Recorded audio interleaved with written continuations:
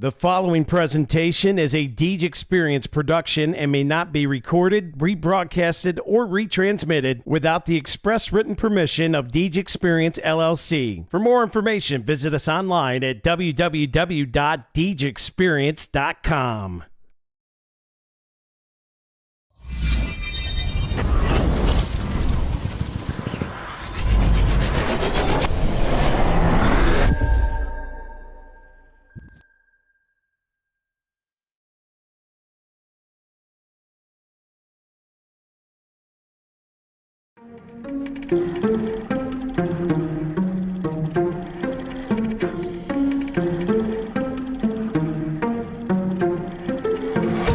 Yeah, it's been a minute, but I'm back at it.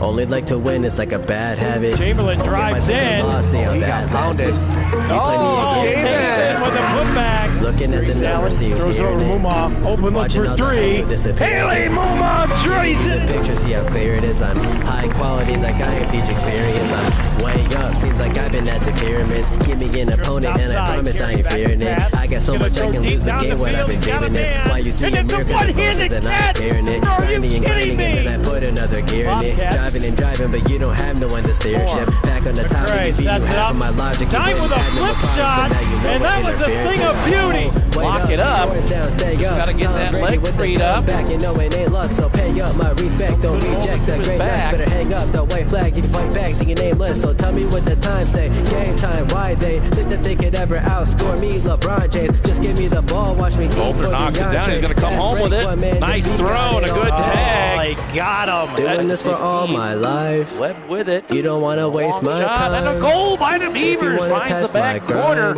Better get up next in line. The competition left too dry. They could never get in my mind. Please slow it down. I'm a beast on the ground. I'm a leash for the crowd. Play me down. Sideline. I'm a running back. Down that sideline. Oh, there he goes. Into the open 50 and gaining momentum. And the Beavers are going to answer right back after Gerard tied it up. That was Will Allen. Now they finally get a set block. Oh, and it's a face shoulder. Oh, my, Allison Sawyer, are you kidding me?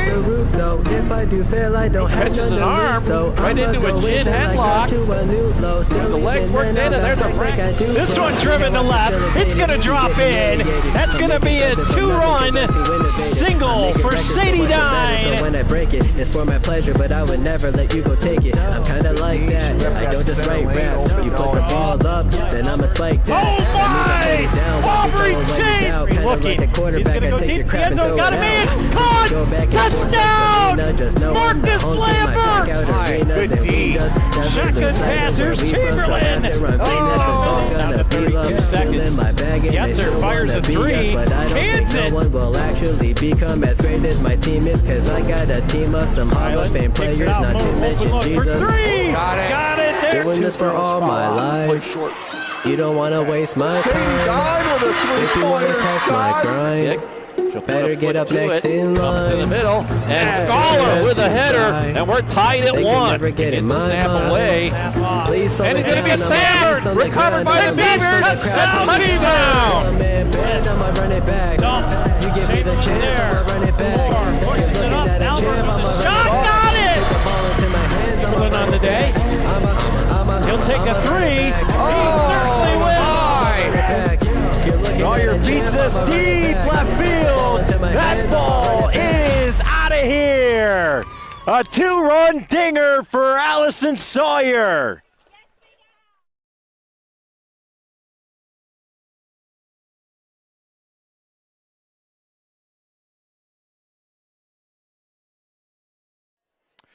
Well, good evening, ladies and gentlemen, and welcome to another Deej Experience Sports Stream. I'm Dewey Hurd, and my faithful tag team partner for wrestling is none other than Jack Hasbrook. Welcome aboard, Jack. Hiya. As we are here over in Youngsville. Sorry to say, but it's going to be the last time. Yeah.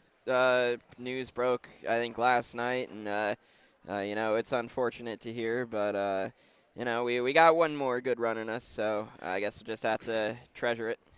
Just for those that haven't heard, Youngsville and also Sheffield are being absorbed into the Warren school district. I believe most of Youngsville is going to end up over at Eisenhower, and Sheffield is going to be absorbed into Warren School District. So unfortunately, some school closings, some history going to be left behind, but we have history to make tonight as the Beavers will take on the Youngsville Eagles, and we will start with our box it and lock it pregame show and get going to get things going for the junior high match as we're just a few minutes away from that. Let's get into our Snap Fitness 3 Steps to Success. And Jack, as I put them up on the screen here, our first step to success is keep your focus. Yeah. Focus on what you're doing, what you're out on the mat, and just let all the outside noise just be that. Let it be noise, and focus on what your match in front of you, and take care of business here tonight. Yeah, there could be a lot of high emotions running tonight, especially on the Youngsville side. So it's important for the Beavers to keep themselves in check and not let themselves fall into any stupid penalties or bad moves. And yeah, you gotta keep the noise out and stay focused. Well, a good way to keep the noise out and keep your focus is I have a second step, Beaver level. Come out here, wrestle at the Beavers program level, and perform at a high level, and that will lead into a good victory here tonight. Yeah, we've seen it all year. When the Beavers wrestle how they're supposed to wrestle and do what they're good at, they dominate their competition. But when they don't start out as strong as they typically do, we see close matches and some lack of bonus points in areas that there should be. Well, and a little bit of a history here. I looked up the last 10 years or so that between Corry and Youngsville wrestling, and a typical score between the two schools is Corry well over 50 points in the match, and sometimes Youngsville gets as high as 12 points. So a very dominant performance for the Beavers over the last 10-plus years when they wrestle Youngsville, but a lot of that has to do with Youngsville's struggle with low numbers in their program, which ironically they've been doing very well the last couple of years, getting those numbers back up. But our third step tonight, gas pedal to the floor. Let's just keep that high energy level. Let's keep that pace up. Let's just push, and continue to score, and get out of here with another dominant victory here tonight. Yeah, continuing off the themes of the second step, the Beavers in their most successful duels, they've always started out with quick takedowns and near fall points. So if they can continue to do that tonight, then they should have no problem walking out of here with another comfortable win. So that'll wrap it up for the Snap Fitness 3 Steps to Success. Again, we'll get another elongated box it and lock it pregame show when we get up to the varsity level. No girls here tonight. There will be a few girls in on the but the middle school match here tonight, Jack. But no girls varsity action here tonight as Youngsville doesn't have a program, and the girls have to take the night off. But let's talk a little bit about tomorrow. Yeah, we go out to Eisenhower. Yeah, we have got a busy wrestling slate this week, Dewey. It is absolutely packed. Yeah, so this match is a makeup from earlier in the year. The first duel of the season for the Beavers was supposed to be here in Youngsville against the Eagles, but due to, I think, inclement weather. Yeah, that was the week of the really big snowstorm, the first of the year. So, no, they had to it was postponed, and they had to reschedule it, and here we are tonight. And to be honest with you, I think the weather's a little bit worse out with the snow and the snow on the ground. But anyways. Yeah, it's not good. Talking about a guy that grew up in the 70s and 80s, though, that, snow came at late October, early November, and didn't leave till sometime in April. So I'm used to the white stuff on the ground, and we'll see what the Beavers can do here tonight. So full slate of wrestling coming up. As like we said, tomorrow we travel out to Eisenhower to take on the Knights. We'll take Friday off. And then a big Corry brawl on Saturday starting at 8:30 in the morning. 11 teams in 2 different pools, and it'll be wrestling all day long. We'll be there to cover it, and some good competition. A lot of District 10 schools, but a few outside of District 10 coming in to be a part of that brawl, and we'll have to see how the weather holds up to see if all 11 of them show up or not. But it should be a fun day of wrestling. Yeah. The good news is most, if not all the teams are within pretty comfortable distance of Corry this year. So should the weather not cooperate, hopefully most of them don't have too treacherous of a journey. But Coach Proper told me, we were talking about it the other day, he said every team should get 5 or 6 matches in. So we'll have a lot on our plate. Yes, we'll have a lot to cover. And then we flip the week over. We go into next week. We have a girls' match, I believe, on Tuesday at home against McDowell. Yep. And then on Wednesday, we travel down to Titusville to take on the Rockets on Wednesday. And then a short stint after that, it's right into team duels. Yeah. So the season's felt like it just started yesterday, Jack, but it's more than halfway done, and we're ready to wrap things up and get into the postseason. Yeah, it's absolutely crazy how quick it goes. But, wrestling season, I guess, has always been a little shorter than the other winter sports, and we're certainly feeling it this year because of the postponement. So everything's been a lot more condensed into these 2 weeks, really. So that'll get us into then after team duels in the postseason, you go right into individuals, and that kind of stretches the season out a little bit longer. But we look forward to the Beavers having a good long run in the team sport, and also the individuals doing well in the postseason as well as individuals. So look for the Beavers to have a good performance here tonight. Hopefully everybody gets out of here safe and sound, and no major injuries or bumps and bruises.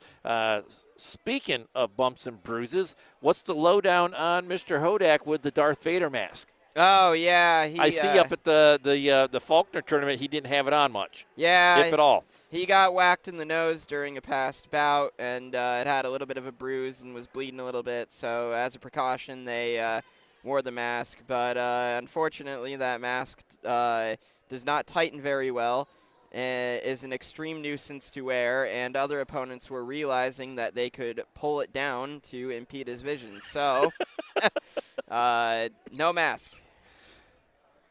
So he's on his way to recovery then. Yeah, no more mask. And he didn't have no major cut above his eye or anything like that? No, he's fine. All right, so Cooper will be back in full action here tonight, and hopefully he gets a good match and represent the Beavers well, as we're just kind of in a holding pattern here, as we usually are. Yeah. As they don't send too many officials to cover these matches, and you have one official, and then they have to go into the weight room and weigh the varsity guys in to get them ready, and we have to wait for them to come back out to take care of the middle school. So that's kind of where we're at with it. So yeah, I pulled in right at the exact same time as the varsity team, literally followed them through the door, so they are most definitely weighing in right now.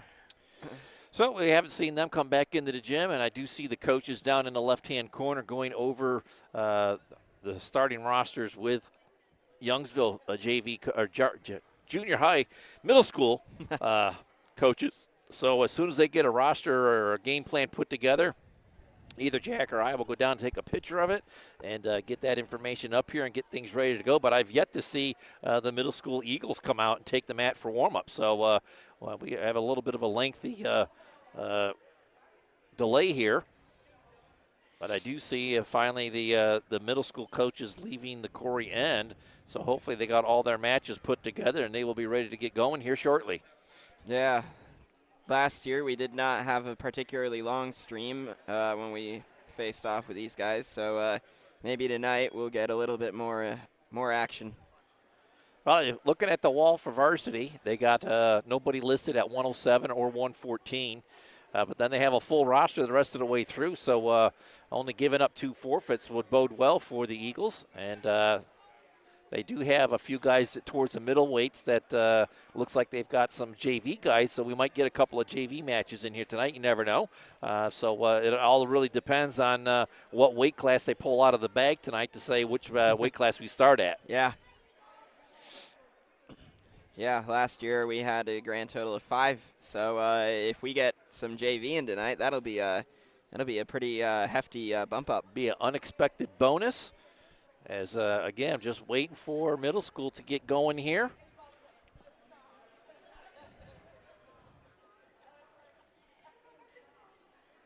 Jack, do you know Mr. Forsprings? The teacher? The coach down there on the far right corner. Glasses, beard. He's got a clipboard, and he may have the lineup for middle school on there. Oh, yeah, I see. If you want to sneak down there and maybe take a picture of that so that we can have it, because sure. Otherwise, we're going to kind of have to wait for them to bring something to us, and I'm tired of waiting.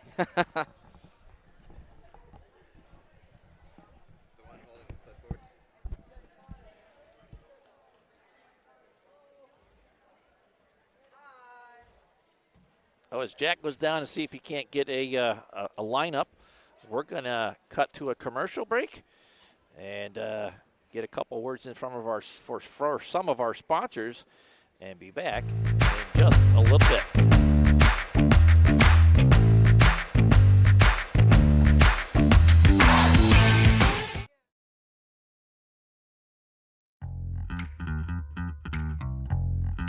Located at 1460 Scioto Road, the Corry American Legion Post 365 is open daily. They serve lunch on Wednesdays and Friday through Sunday. They also serve dinner daily. Stop in and grab a bucket of their famous Scioto Road chicken and check out their live entertainment lineup. Watch some NFL football with the Sunday ticket and even enjoy the sports stream. Stop in today. The Corry American Legion Post 365 at 1460 Scioto Road, or give them a call at 814-663-1790.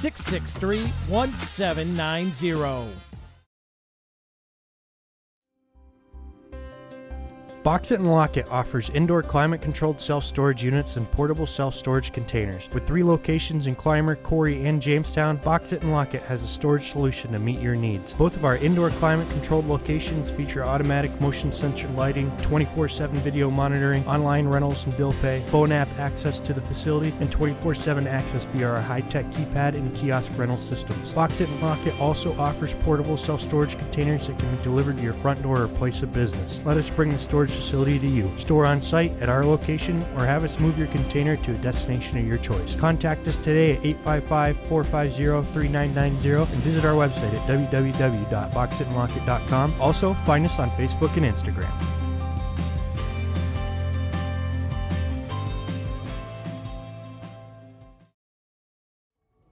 Bracken Funeral Home, located at 315 North Center Street, is proud to provide quality funeral and cremation services to the Corry area. They are honored to be able to assist families in their time of grief when the loss of a loved one occurs. The staff at Bracken Funeral Homes extends their compassionate and expertise in traditional, graveside, memorial, cremation, and pre-planning funeral services. Bracken's caring staff can also answer questions regarding Social Security benefits, insurances, veterans benefits, and grief counseling. For questions regarding further information, please call Bracken Funeral Home at 814-664-7735. Bracken Funeral Home. They listen, they advise, they support. If you are carrying a balance on a high-interest credit card, it's time to switch cards and save. Transfer your balance to a Corry Federal Credit Union Visa Rewards card and enjoy 0% APR for 12 months while you earn reward points. Current card holders must have $500 or more in available credit. This offer is good through January 15th, so hurry into Corry Federal Credit Union today. Corry Federal Credit Union is located in Corry, Union City, and Spartansburg. Online at corryfcu.org. Some terms and conditions apply. Membership eligibility required. CFCU, federally insured by NCUA, Equal Housing Lender. Corry's only locally operated radio station is Channel 98.9. With your Erie weather, your favorite personalities. Thank you so much for joining us on a Monday. You see today local news, entertainment, and information around the clock. And Corry's modern rock. Channel 98.9, your one radio station.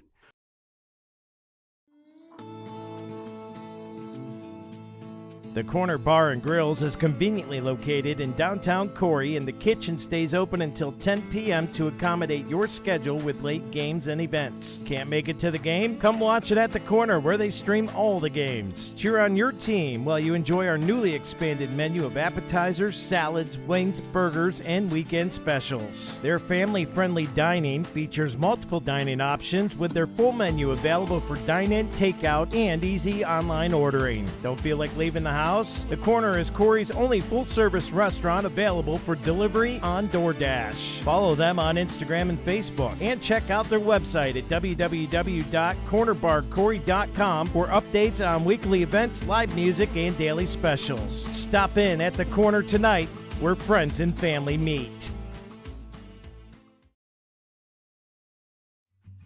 Located at 3032 West Main Street, the Corry Central Labor Club supports all Corry athletics and the community all year long. They invite you to join today and be a part of the fellowship. For more information on the Corry Central Labor Club, visit them on Facebook or give them a call today at 814-663-3133.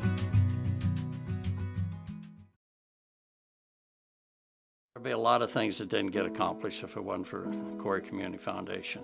They've just really been a driver behind improving the community. 3 of the organizations that I am heavily involved with get assistance along with grants from the Corry Community Foundation. Organizations know that they are backed up, that they have somewhere to go if necessary for their funds. You don't have to be a millionaire. You can leave couple $100, you could leave a couple $1,000, you can leave whatever. When everybody pulls together, it makes a big difference. Your money is long going to outlive you for the benefit and the good of the community. So by going through the Corry Community Foundation, it will ensure that our money gets put in the places we care about here within Corry.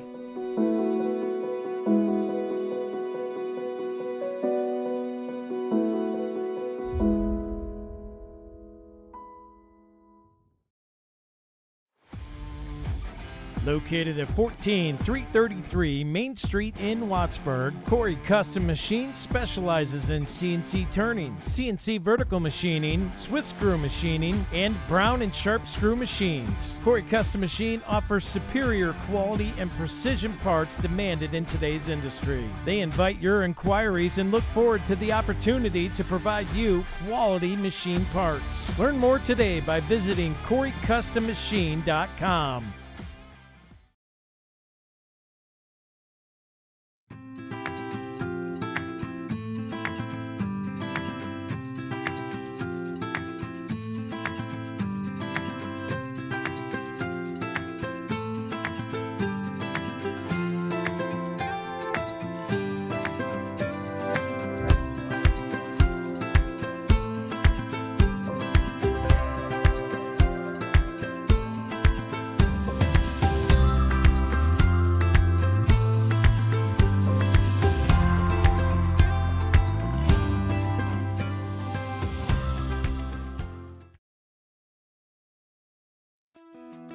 With over 25 years of professional and complete land surveying experience, Corry J. Lambert can take care of all your surveying needs. Licensed in Pennsylvania and New York, Corry J. Lambert offers boundary, construction, flood elevation, and other specialized surveys. Get a quote today by giving them a call at 814-964-1196. And make sure to check their website out at www.cjlambertsurveying.com. Corry J. Lambert Surveying, 916 Blue-Eyed Road in Spring Creek.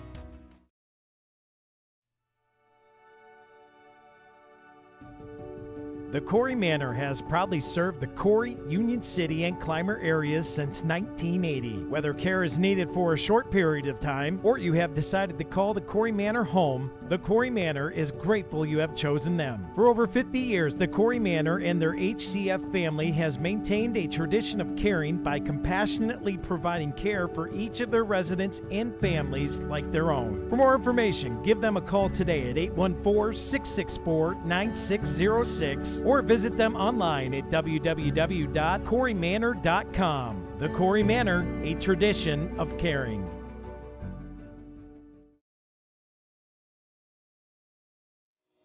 Since 1945, Corry Manufacturing Company has been developing processes in the manufacturing of aircraft and gas turbine components. Their specialties are assemblies that supply air, water, fuel, and oil to the engine. Corry Manufacturing Company has been voted Best Manufacturing Employer in Corry with over 75 years of manufacturing excellence. They are currently hiring for all positions and would like you to come and join the team. Contact the Human Resources Office today at 814 814-664-9611. Corry Manufacturing Company would like to wish all the student athletes the best of luck in the 2024-25 season.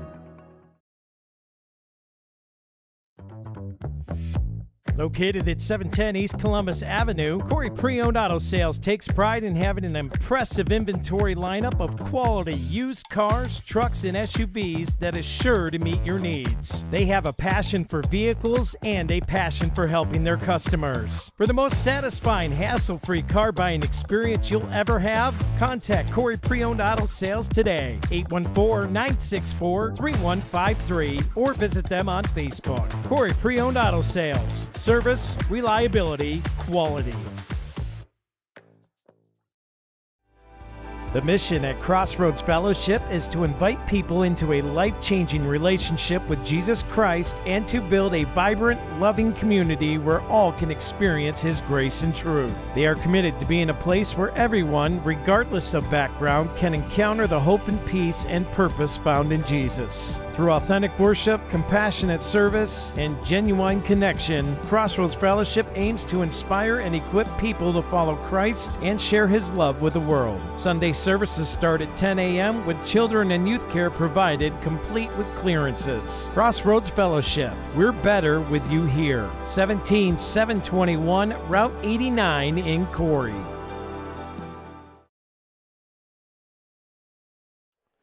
Well, welcome back here to the Deej Experience. I'm Dewey Hurd with Jack Hasbrook, and we're here in Youngsville for some middle school wrestling as we're just about ready to get going here. Kind of tucked up in the right-hand corner of the gym here. Kind of an unusual spot that Youngsville put us in. But, Jack, I've just counted them up. Want to take a guess how many matches we have for middle school? I think I counted 14. You are right, 14. So, good numbers here tonight in the middle school program. Yeah, not bad at all. Miss Forspring will be out first for the Beavers, taking on Batco. And I'm going to do my best to run a scoreboard tonight. Dewey, I got to say, pretty impressive crowd so far. Yes, Youngsville packing it in the gym here. Don't be fooled, though, Jack. The bleachers are a little bit shorter. I believe there's only about 6 rows high, but they go the whole length of the gym, and it kind of makes the crowd look a little tighter. Yeah. But a good crowd nonetheless, as not only the Youngsville Eagle side, but the Beaver side, as they travel oh so well for all the events that we cover. But a nice packed gym here tonight in Youngsville as we're just about ready to get middle school action going. Yeah, should see Youngsville's not very far away at all, so should see a pretty nice Beaver crowd tonight here. You know, it's kind of a little bit later in the season. I don't know. I don't think that Youngsville had planned on having senior night against us the first duel of the year, but you never know. It might be senior night once we get to the varsity level. You never know. But we'll have to see if Youngsville has any seniors to celebrate, and if they do, it's nice to be a part of it. Yeah. Oh, we got the official in-house. Looks like everybody's in the right spots that they need to be. We just need to get some wrestlers out onto the mat and get things going.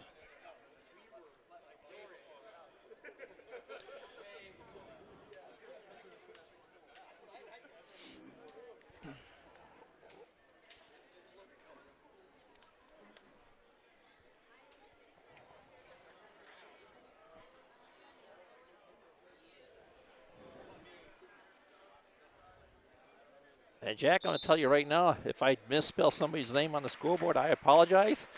But here we go. First match of the night, junior high, middle school action. Batco comes out along with Four Springs, and we're ready to get things going.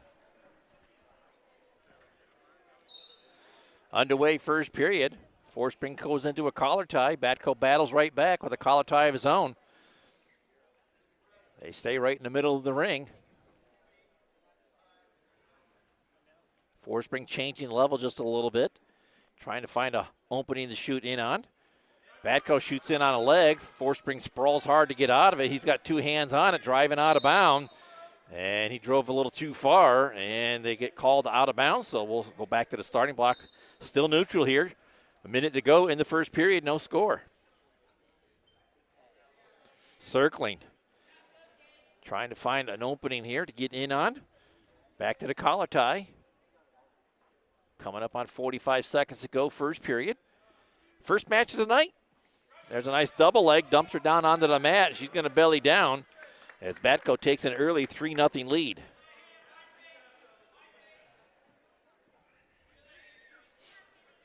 Smart to belly down there and avoid any near falls.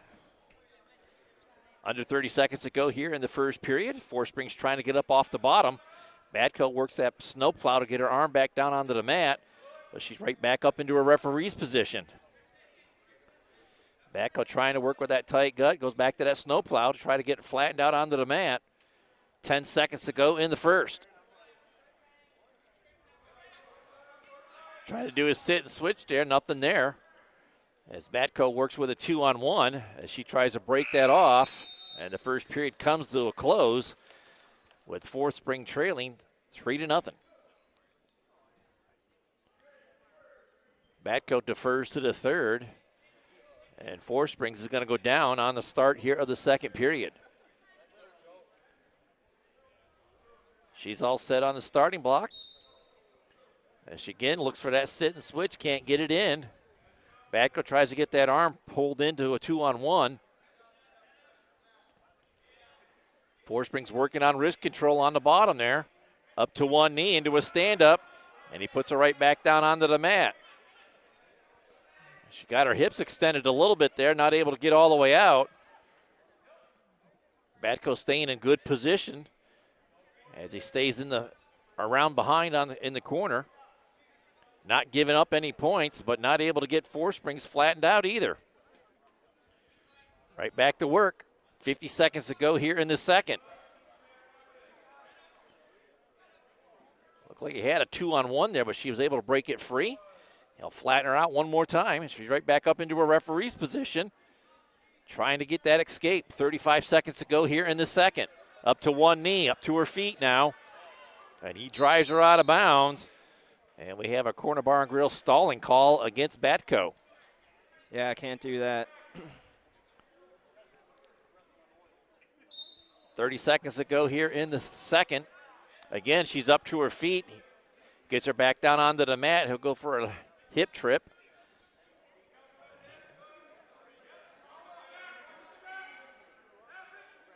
And she's able not to give up any near fall points as we get down to about 12 seconds to go here in the second.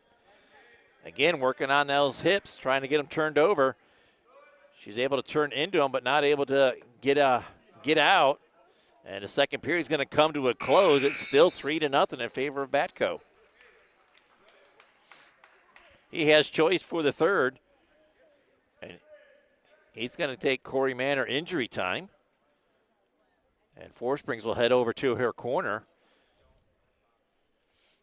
Nearly got a couple escapes there in that second period. Just got some good hip separation. Just couldn't keep the movement going, Jack, to get that escape all the way. Yeah, some tough luck there, especially she got really close on that stall. But, a good job by Batco to keep a hold of her and not give up any points. Stay in good position. Yeah. And Batco's going to go down to start the third period. See if he can build on his 3-0 lead here. Four Springs covers on top. And she immediately gets a 2-on-1, looking for the arm bar. Batco flattened out onto the mat, trying to get back up to his referee's position. And does. As she'll work with a tight gut, trying to get him right flattened back out, and does. Gets that arm bar worked in with an underhook. He'll peel it off. But she still has that arm bar, and she'll go back to work on top now. 1:05 to go here in the third. She'll go to that crossface series, unable to get it.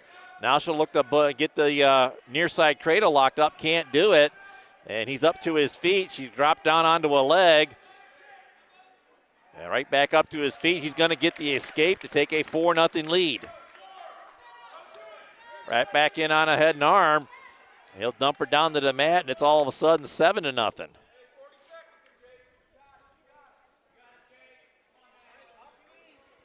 Gets up to her feet. He plants her right back onto the mat. 30 seconds to go here in the third. Four Springs needs a big move here as Batco has built up a commanding 7-0 lead here. Right back to the tight gut and back to work on top. Forrest brings back up to her feet. She'll square up out front. He'll drop down onto a leg. She's going to try to do some kind of a big move here, but he's going to come out the back door. And the period's going to come to a close, and Batco's going to get the victory, 7-0. Couple of close ones there from Forest Spring. Just couldn't pull it all the way through. That'll get Youngsville on the scoreboard. Just a regular decision. They'll take a 3-0 lead.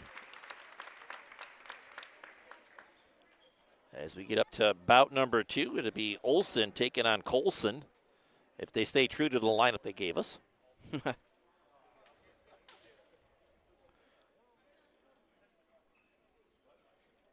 Just take a quick second here to get this up and ready to go.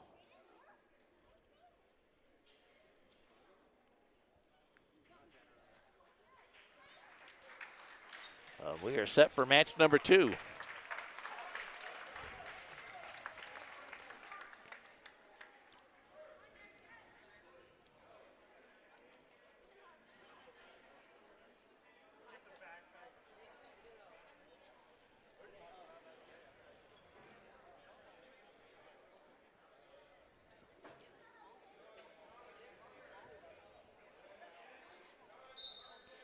And we're underway, bout 2.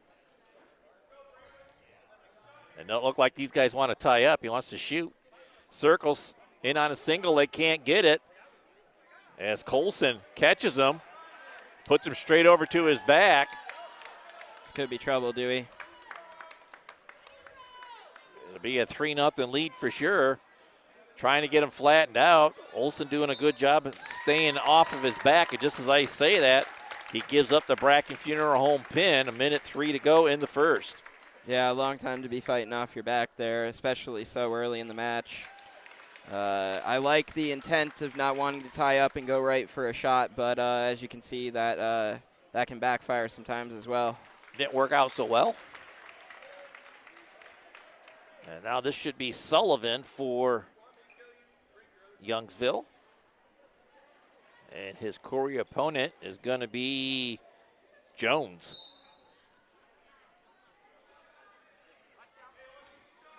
And they'll tie up right away. We're underway here. Bout 3 gets in behind, plants him over. Ooh. And potentially dangerous call there as they stop it.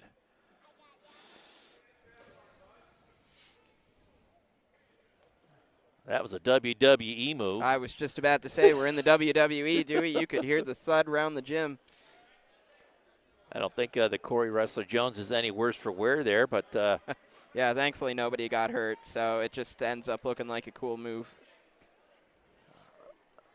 So we'll stay neutral. And Jones with a 1-0 lead.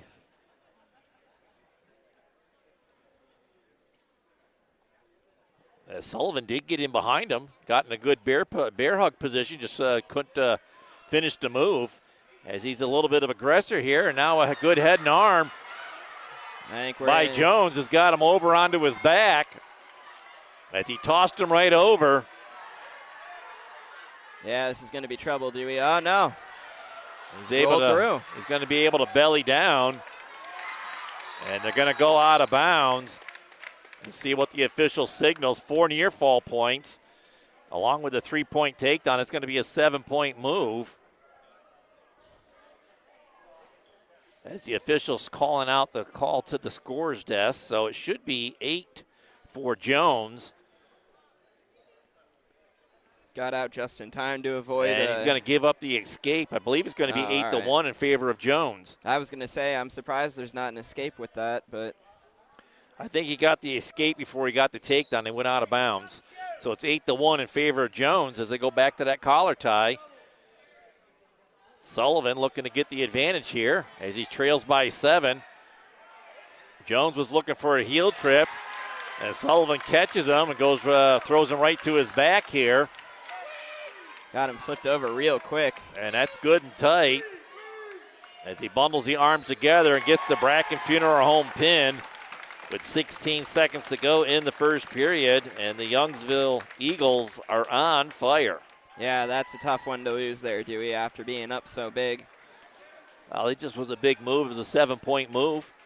Made it 8-1, and Youngsville comes right back and scores another victory, and we'll move on to the next match. We're chugging right along here. And I don't have a last name. I have Landon for the Beavers coming out. He'll take on Shields.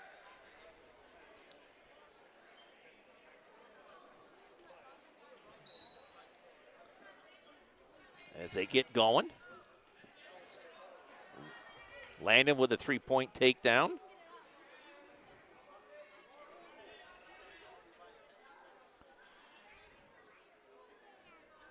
Dewey, it's nice to be able to zoom back in and not immediately get just a big old blur. It tells you that I left after that last match that we had. I took the camera and took it inside, let it warm up and get good and warm. And I've kept it inside ever since until I brought it out to the truck tonight to bring it over. So we're under a minute to go here in the first period as Landon's out in front 3-0. Got an arm bar in and working around the head to get Shields flipped over. Referee holding 4 with 43 seconds to go here in the first. He needs to sit through, get his butt down onto the mat, keep those holds, and that'll get him flattened out. 32 seconds, and there it is. 31 seconds to go in the first. The Beavers come back with a Bracken Funeral Home pin of their own and get on the scoreboard, making it 15-6. Yeah, they needed that one, Dewey. That helps. I think if they had lost that one, it would start getting away from the Beavers a little bit. But now there's a path through. Well, this will be Eddie coming out. And I do apologize, I don't have last names. I just have what the coaches put together. And they say Eddie. Eddie will be taking on Hodak. You have relatives over here in Youngsville? Yes. Any relation to you? Not me, no. I'm not a Hodak, technically, but I think my other siblings, yes. No control here as Eddie's on top. Looking for control, so he'll work with that back leg now. He needs to step through the legs there, stay working with it, and he'll try to dump him over. But Hodak in on a leg of Eddie, not giving up the takedown. And he'll get the better of it, and he'll wrestle from in front with a 3-point takedown. Good persistent move there by Hodak to get the lead. 45 seconds to go here in the first. Eddie trying to work up off the bottom. He does a roll through, and Hodak stays right with him. Looking for a leg as he has a leg worked in, looking for the spladle. Eddie doing a good job of staying in the referee's position, not to give anything up. He's got a long time to work off the bottom, though. 25 seconds to go here. As Hodak continues to work with that spladle move, trying to get him over, just can't get him to budge. Now he'll switch up and give up on that spladle. Eddie reaching back. And he'll come around a different way to get that spladle, just not able to get it. And it goes out of bounds. No change in possession with half a second left to go in the first period. Eddie has to go down. Hodak will cover on top. And the first period closes with Hodak out in front 3-0.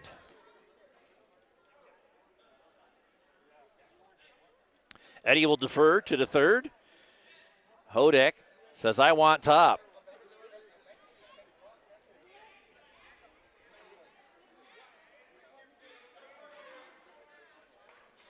Got a little athletic tape on his left hand as we get going here in the second period.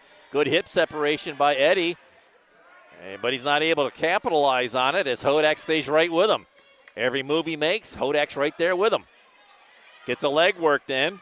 He'll be looking for that spladle again. Eddie rolls through, and he'll get the 1-point escape here as he's out front. Waiting for the official to signify it, and he gives them the 1-point escape. We're neutral. Eddie looking to get the takedown here as he's out front with the underhooks. Under a minute to go, and the official's going to stop it with a stalemate call. So back to the starting blocks.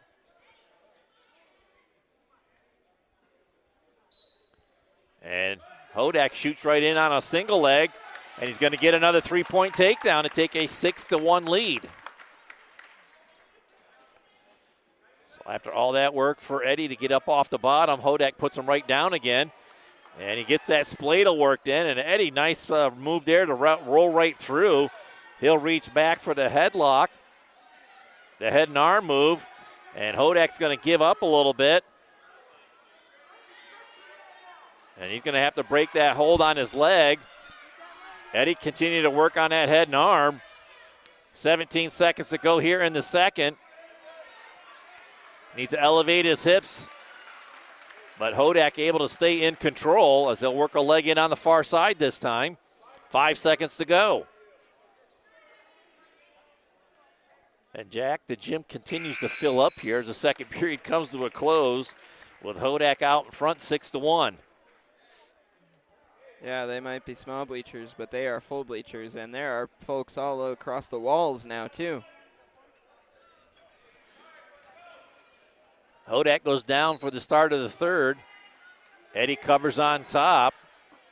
He's going to have to find a way to get him flipped over to get some near fall points to get back in this one as he trails by 5. Got to work on the top here. Eddie looking for the half. He has wrist control on the near side. He'll hop over and try to run the half on the far near side now. Unable to get anything going there. Hodak finds a leg, and he'll capitalize on it. Eddie laces through the legs with a Navy ride to try and get him flipped over. Hodak continues to stay on the attack here. 45 seconds to go here in the third.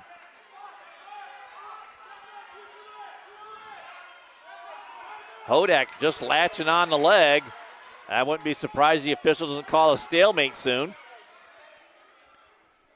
Eddie goes back out front trying to work with a power half, but just can't get it. And Hodak scores a relevant church reversal. Makes it 8-1. 17 seconds to go.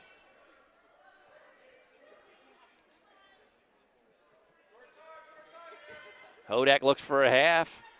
Eddie fights it off. 5 seconds to go in the match. And that's how this one's going to come to a close. Hodak with the victory, 8-1.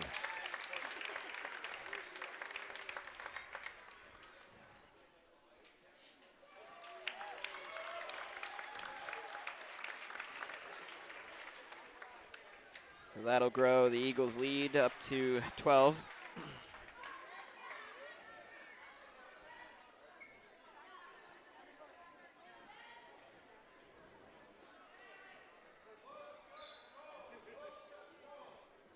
I believe this is Blauser against Rob. Rob being the Beaver, as he looks to get the Beavers back in the win column here. No scores, I just say that. He does get the 3-point takedown to take a 3-0 lead. Rob does. I don't have a reset button on the individual score on the scoreboard, Jack, so it takes me a little bit to erase everything and get it the way it should be. As Rob leads here with 50 seconds to go in the first. Youngsville's won 4 of the first 5 matches here as Blauser got up to his feet before Rob put him right back down onto the mat. 37 seconds to go in the first.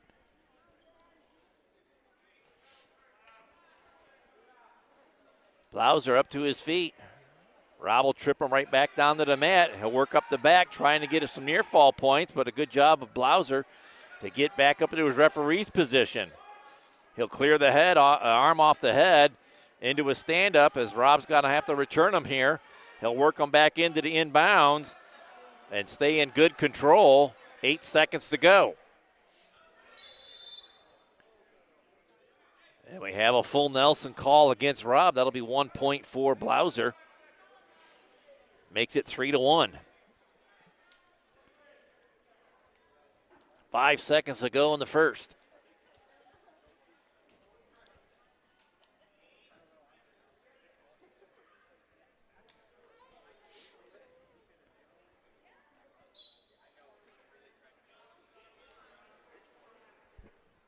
Rob doing a good job, rides out the first period, leads 3-1 after one period. Youngsville will have choice, and he'll take bottom to start the second. Some familiar faces, and I'll say this in the varsity match as well, Jack, but some familiar faces on the Youngsville side is Mr. Sudan, a former Corry alum, helping out with the Youngsville program, and also Coach Barnett helping out with the program. As Rob looking for the half, trying to get him flipped over. As he needs to settle back in just a little bit here, he goes with that reverse half. That's good tight coverage. And there's the pin with 1:01 to go in the second. Another Bracken Funeral Home pin. And the Beavers get back to within 6. Yeah, it's a big one for the Beavers there that once again keeps the match from getting away from them. And now you're potentially just a pin away from tying it up. Well, it'll be Aiden coming out for the Beavers. And his opponent is going to be Rolander.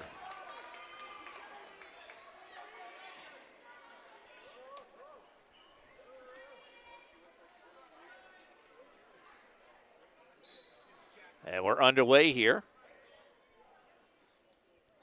She'll snap him down and get in behind. She'll wrestle from in front with a 3-point takedown. Nice aggressive move right off the opening whistle. She's looking for that power half. Right back to it again. Gets him flipped over. Settles in chest on chest. Aiden trying to fight it off. And he's unable to do so. And with 1:01 to go in the first, Youngsville comes right back with another Bracken Funeral Home pin, and they've got the Beaver doubled up 24-12. Yeah, tough break for the Beavers. That match didn't go their way right from the offset. Well, the Beavers getting a little bit of their own medicine there.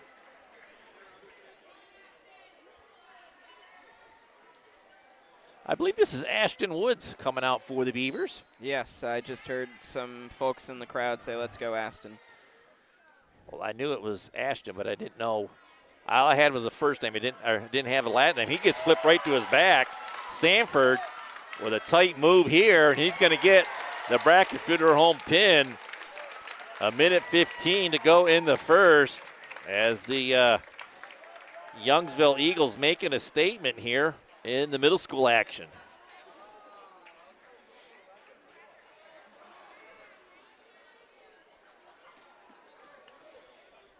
As they move up to the next bout, it'll be Caden coming out for the Beavers. And his opponent is going to be Havers.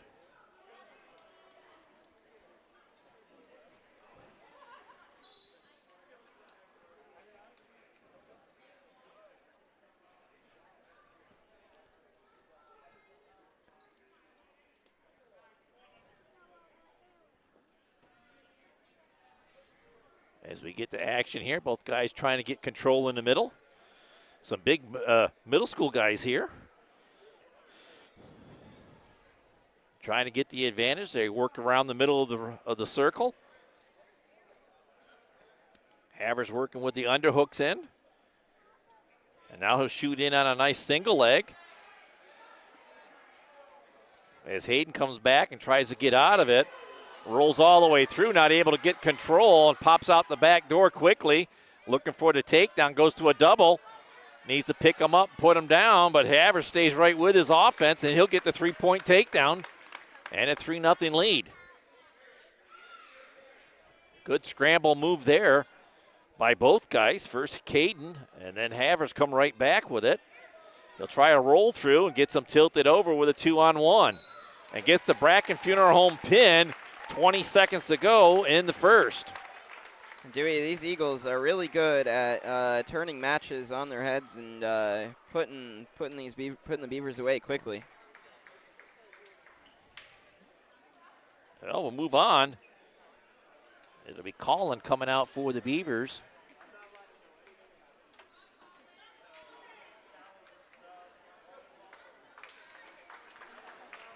And he'll get Myers.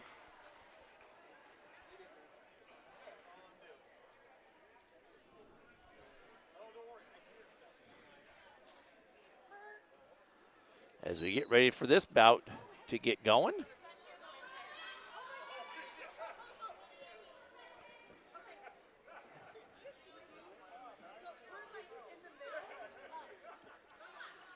Trying to get the advantage. Staying in a good stance, circling back into the middle.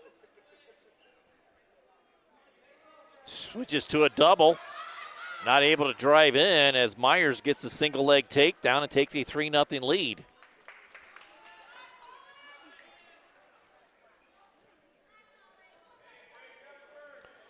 Just 4 matches to go after this. The Beavers are going to have to win out to regain the lead here as he gets them flipped over. Myers in good position and gets the Bracken Funeral Home pin with 41 seconds to go in the first. And that's all but going to seal the victory here for the Eagles as they've got 42 points on the board. Yeah, these last few matches have been all Eagles. And it's been first period pins. Yeah, a lot of these matches have been over before they've started.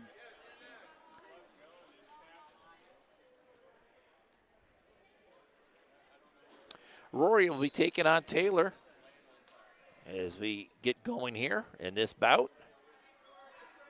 Locked together with a collar tie.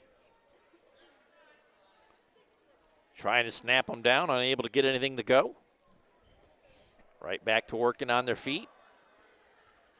Trying to peel that collar tie off. He try to switch to a head and arm here. And he powers through it and gets her down onto the mat, takes a 3-0 lead. She just couldn't get that hip toss throw through. She's going to have to work up off the bottom here. Good pressure forward, keeping her down onto the mat. 45 seconds to go here in the first. Taylor out in front, 3-0. He'll switch to the side to try to run that half. Not able to get her to roll over. 35 seconds to go. Continuing to work, trying to get up off the bottom. Taylor keeping her pinned flat on the mat as he continues to hop from side to side to try to get a half worked in. Official telling Rory she's got to work up off the bottom, gets up to a referee's position. And Taylor works on an ankle pick to get her flattened back out. She stays in the referee's position. 5 seconds to go.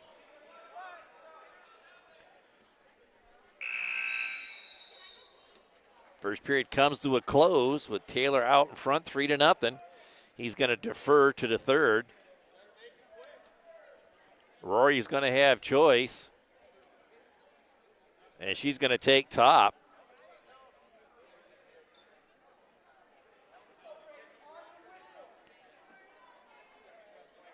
Taylor's got that look on his face like he's going to be able to do this. As Rory tries to get him flattened out on the mat and does. Taylor keeps his head up. As Rory will work to keep it down onto the mat. And now the official telling Taylor he's got to work up off the bottom. He just can't lay on the mat. As they go to work, she's looking for a crossface series. Can't get it to go. Good defense there by Taylor.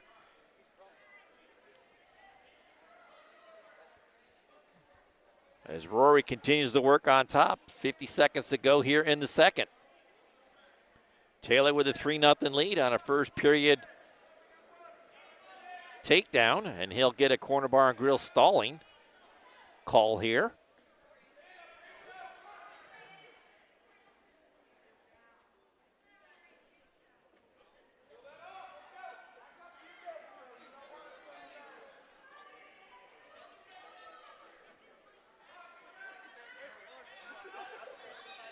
As Rory continues to work on top, 20 seconds to go here in the second.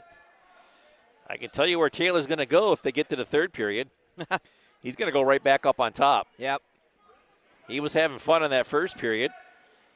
But to Rory's defense, she did a nice job of staying off of her back and in the referee's position. And another stalling call, Corner Bar and Grill stalling, will result in a point for Rory as the first or second period comes to a close.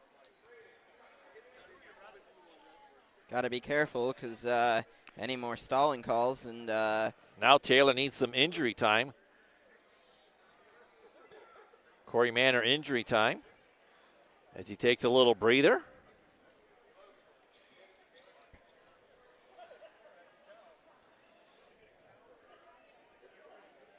And he might have a touch of asthma as he has an inhaler at the sideline to try and catch his breath.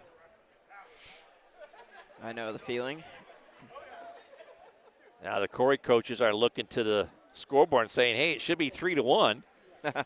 And the official agrees. He goes to the scorer's table, and they're going to get that 1 point put up on the board.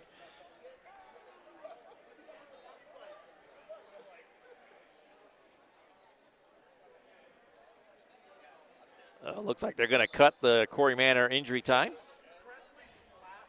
And just like I suspected, Taylor's going to take top to start the third. Rory's going to have to get out or get a relevant church reversal to tie this match up. As we get going, she stays in a good referee's position. Taylor picks up the ankle, gets her flattened out. And Rory got to work up off the bottom here. Taylor working underneath the arms to get the wrist control. As they'll try to get the arm worked into a hammer lock or an arm bar. Rory stays good out front. Taylor switches to a power half here. As he'll sneak it in, get her rolled over. She tries to roll through but can't. As Taylor keeps her there. And referee's holding 4. And he'll award the 4 points. And the lead is now 7-1. 40 seconds to go here in the third. Taylor right back with that power half. Gets it in. And he'll look to roll her over. Far enough that the official's calling for near fall points. And this is going to be a major decision, Jack. Referee, I believe, is holding 4 more points. That'll make it 11-1.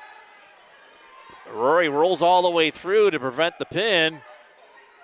Taylor trying to sink it in and get her flattened all the way out, but there'll be 4 more points on the board to make it 11-1. Major decision with 5 seconds to go here in the third. Taylor having a fun night tonight as he gets the victory, 11-1. As are the Middle School Eagles as a team. So 4 more points will make it 46-12.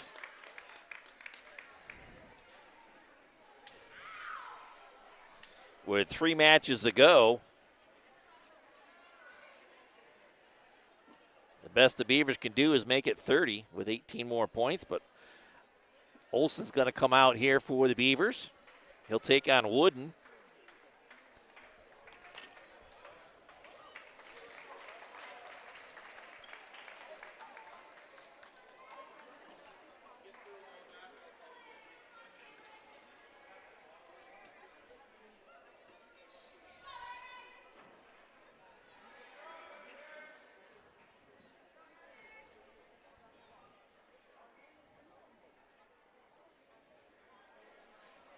They'll tie up. Takes a shot. Good pressure forward by Logan. Takes another shot. I think that was a stumble. Oh. I don't think this one's going to be scored in the team score. I think this is Logan's second match of the night. But he'll look to even his record here tonight as he lost the first one. Pin in the first. He switches to a double leg takedown here. Needs to keep working into it. Circling into it. Get that takedown. Keep your feet moving. As he had him down on the mat, and now he's just going to let go of the double leg, and he's going to give up the 3-point takedown. Wooden with the lead. Gets him flipped over, but not enough for near fall points as Logan's able to roll all the way through. As the arms kind of bundle together. Trying to get him flipped back over. 16 seconds to go here in the first. And does get him over, and it's another pin. 10 seconds to go in the first.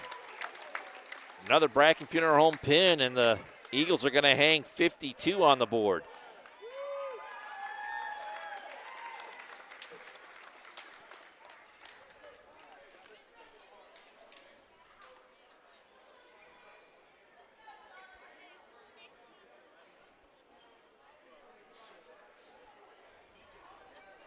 Out comes Brody Nickerson. Well, he's starting to fill out nicely. He'll take on Sullivan.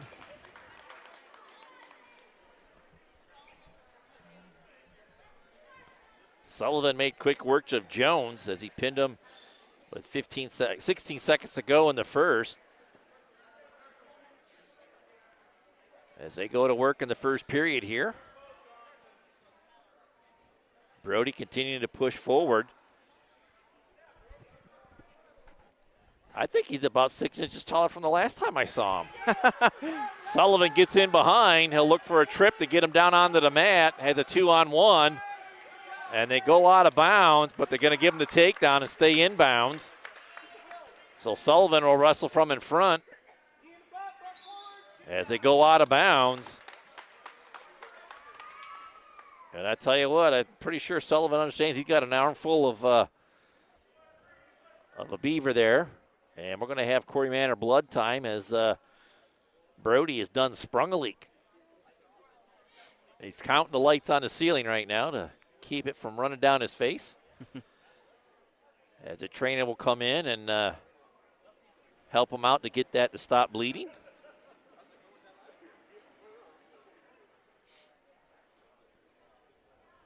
Might need a plug,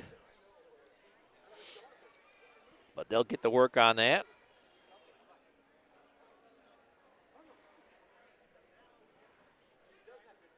And it looks like they're going to cut the blood time, Corry Manor blood time. And now they're going to need a wipey or two to get them cleaned up a little bit. And once they get them presentable, they'll get them back out on the mat.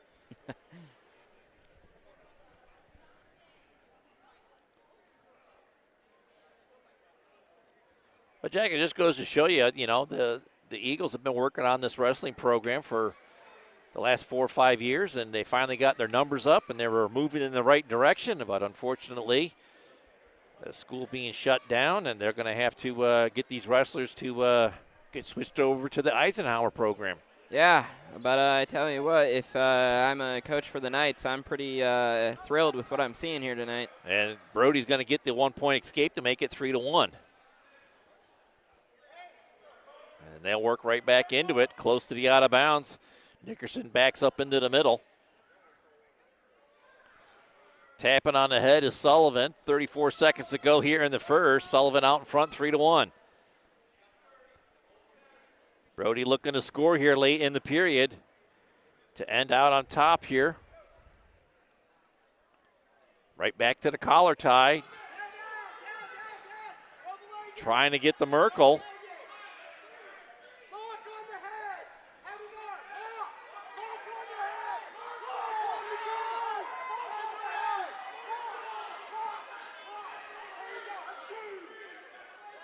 And there's the Merkle. He'll get the 3-point takedown as the first period comes to a close. And Sullivan will get out of the first period with a 6-1 lead. Nickerson has choice.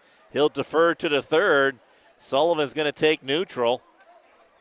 Good choice there by Sullivan. 2 first period takedowns. As he'll look to build on that lead. He's been good on his feet.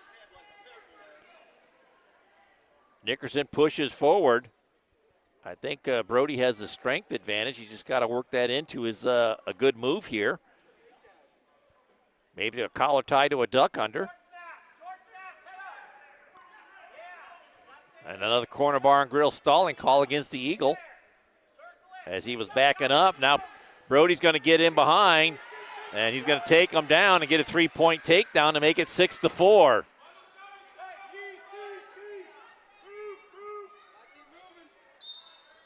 And we're out of bounds. So back to the middle. Sullivan has to go down on the restart with 51 seconds to go here in the second. Brody to cover on top.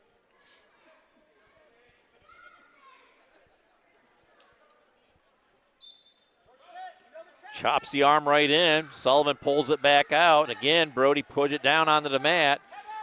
Now he'll look for that crossface series. 40 seconds to go here in the second.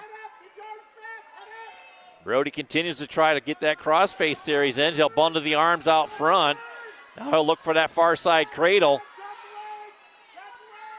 as he tries to work the head into the knee. Sullivan trying to stretch out and get wrist control. 20 seconds to go here in the second. Brody continuing to work on it. Then he gives it up on it. Goes back to that bundle. Trying to drive the head into the knee to get that far side cradle locked up. Sullivan stays long and doesn't give it up. 4 seconds to go. Sullivan's going to give up a second period takedown, but he's going to take a 6-4 lead into the third.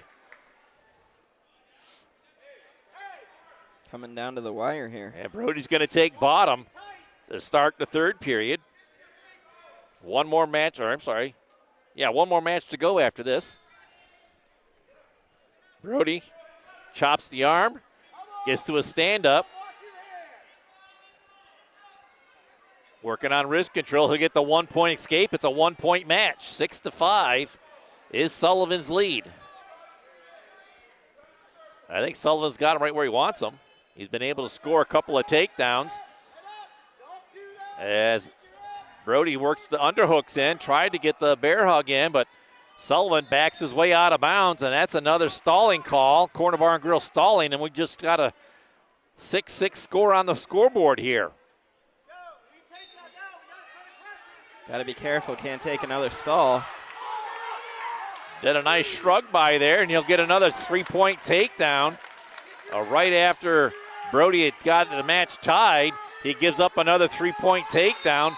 45 seconds to go here in the third. Brody's got to get up out and out of the bottom here as he trails 9-6 right now. Sullivan with another nice move there to get the late takedown here in this match. Brody up to his feet. Sullivan heavy on the one leg, tried to roll through, couldn't get it. Right back to his feet though. And he's going to give up the escape. It's 9-7. Sprawling, trying to work the hooks in, and can't get them thrown down, and they're going to work their way out of bounds with 22 seconds to go.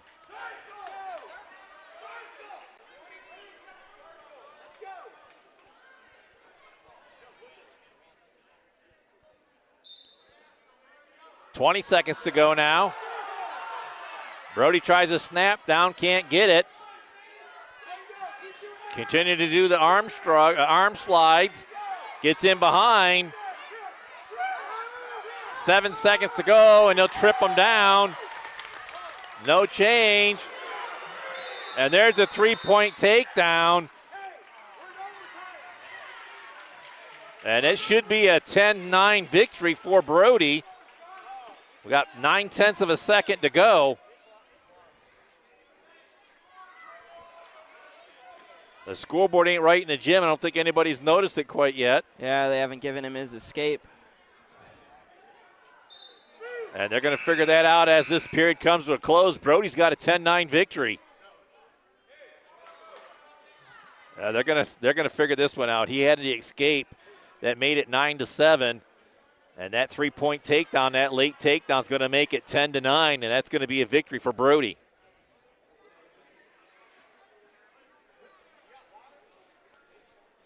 Tough way to lose, but that's going to be the way this one's going to come up. And it's not going to be to the delight of the home crowd. Nope. I think Brody just figured it out. He was point 1 and 3. So they will go to work at the scorer's table. I'll be surprised if they don't get it right. Yeah, it was a pretty clear escape. I don't know where the controversy would come from.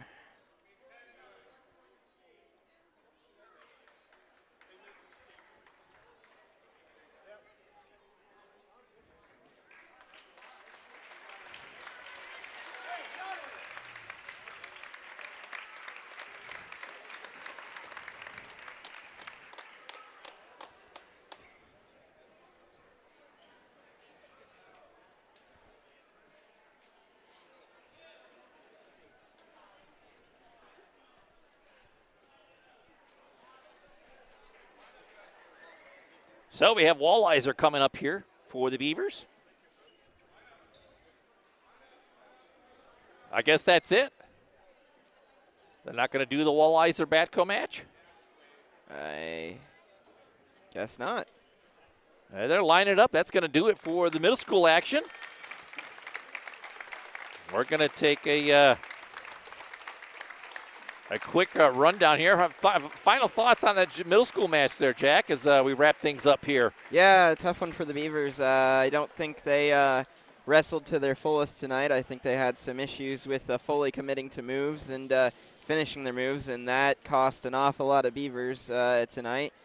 But you know, kudos to the Eagles. They put on a heck of a show for their home crowd, and if you're the Beavers, you got to put it behind you and get ready for tomorrow. Well, we're going to take a quick little break here. We'll keep the camera going as I reset the scoreboard and get ready for varsity action in a little bit. So we'll be back in just a few minutes.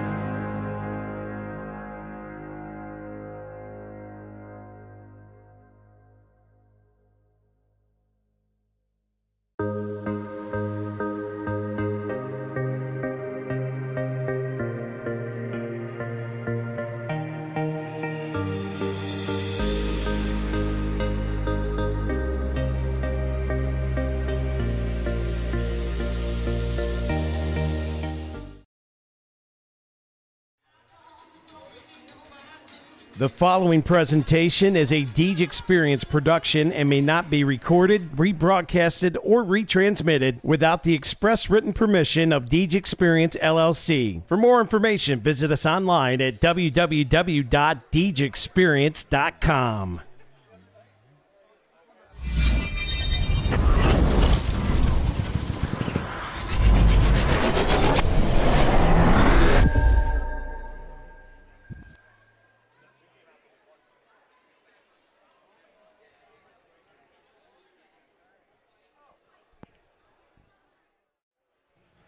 Well, good evening, ladies and gentlemen, and welcome to the Deej Experience Sports Stream. I'm Dewey Hurd with Jack Hasbrook over here in Youngsville as the Beavers have traveled over here to take on the Eagles for the last time, as the Youngsville school is going to be closing next year, Jack. And let's get into our Box It and Lock It pregame show and talk a little bit here before we get to this varsity action.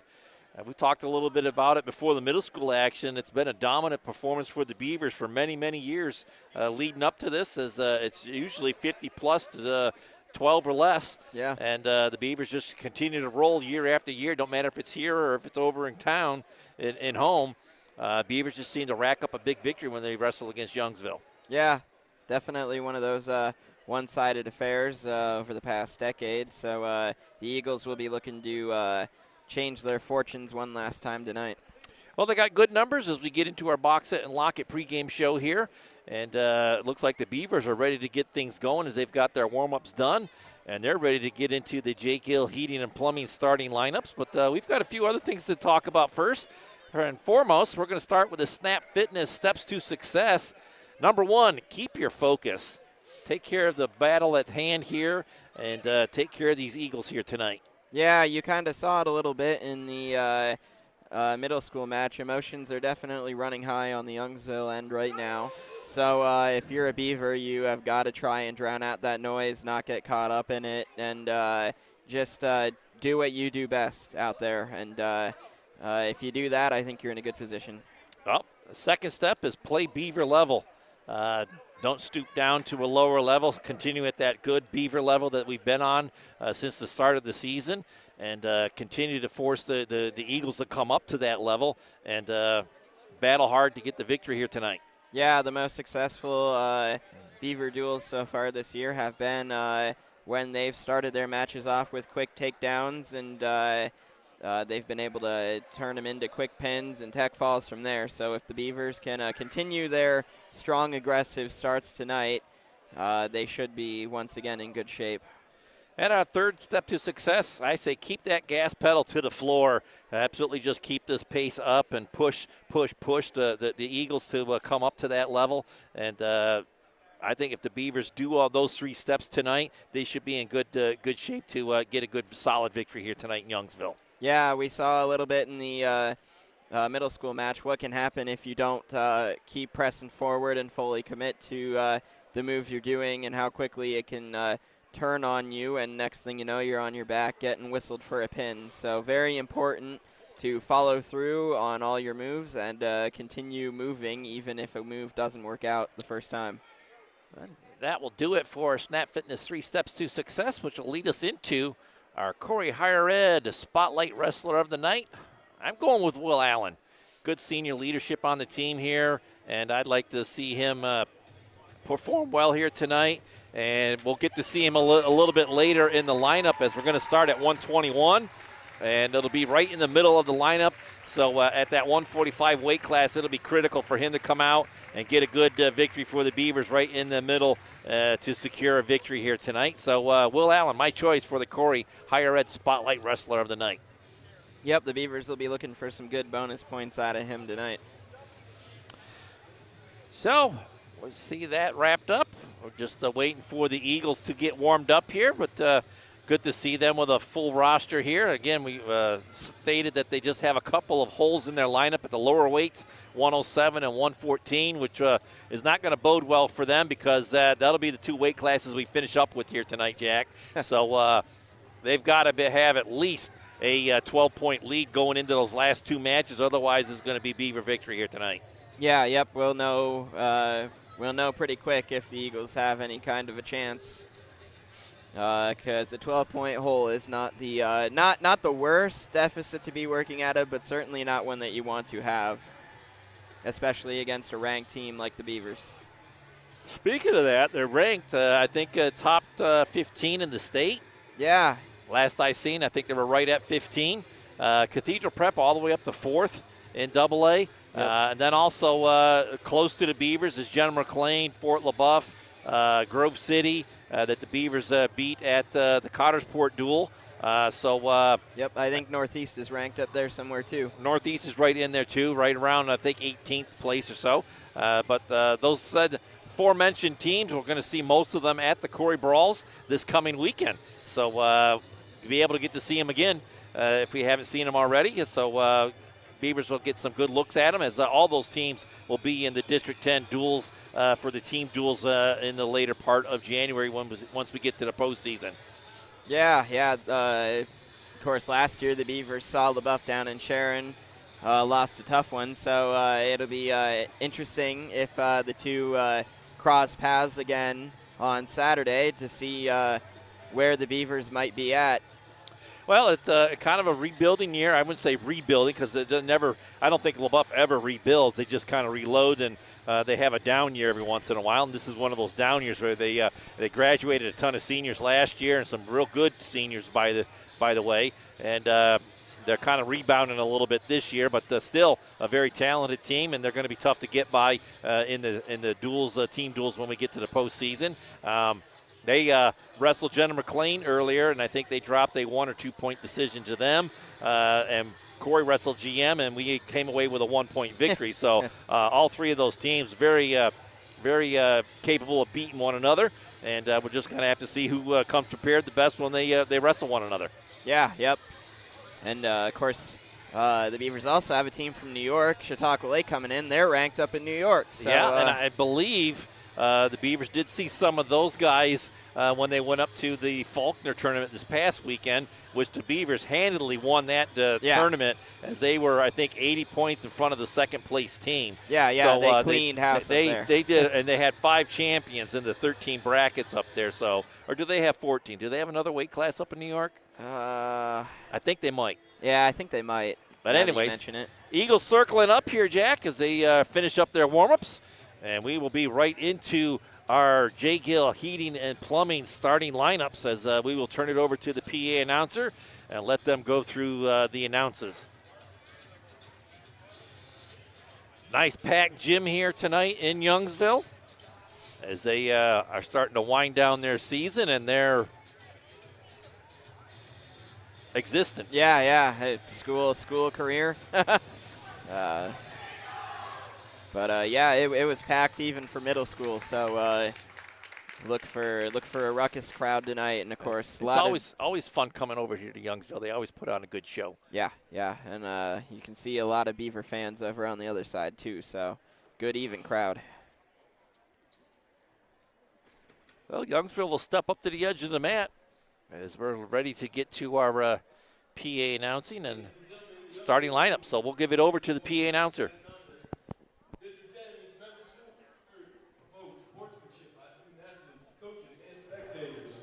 Profanity, racial or ethnic comments, or other intimidating actions are not tolerated and are grounds for removal from any game.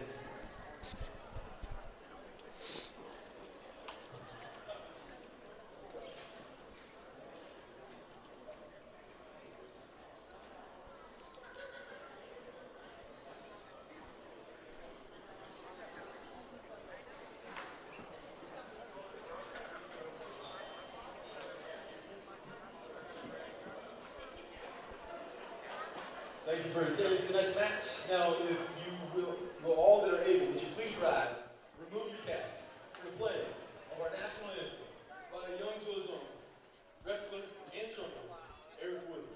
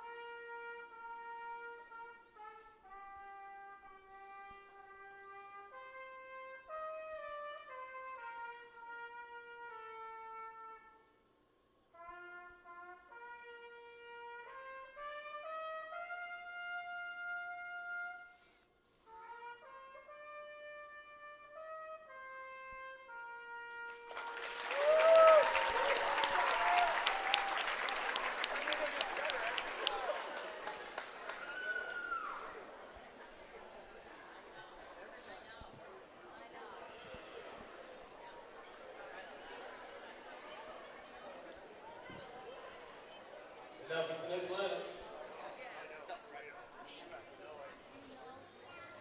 Going tonight's match at 121 to the mat, Corry Beavers, Owen Anderson, and from Youngsville, Sarah Blauser.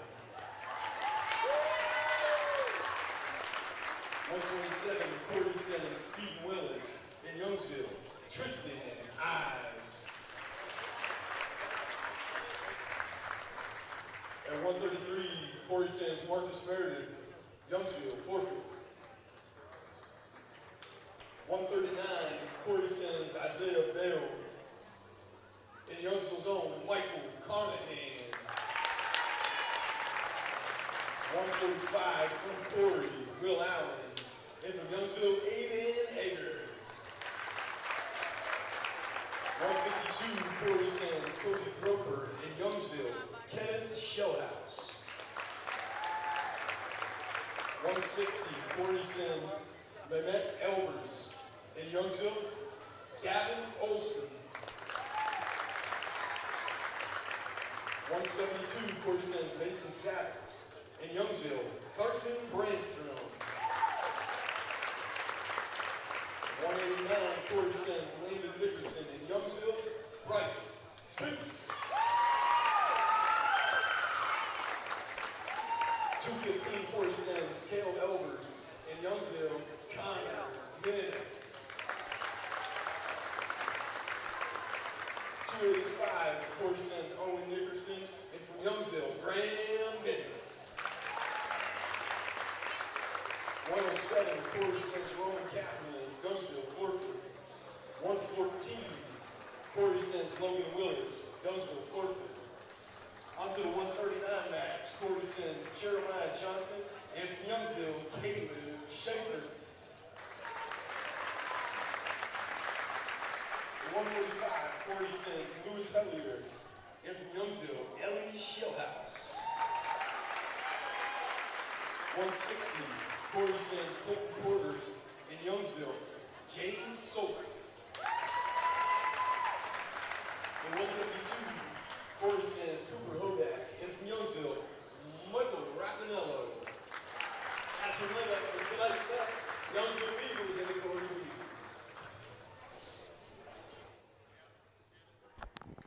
Well, there you have it, Jack. The J. Gill Heating and Plumbing starting lineups. We're going to have 4 JV matches to get things started here tonight. As you did hear, we are starting at weight class 121. That's brought to us by Crossroads Fellowship. And I believe we'll have the JV matches first and foremost.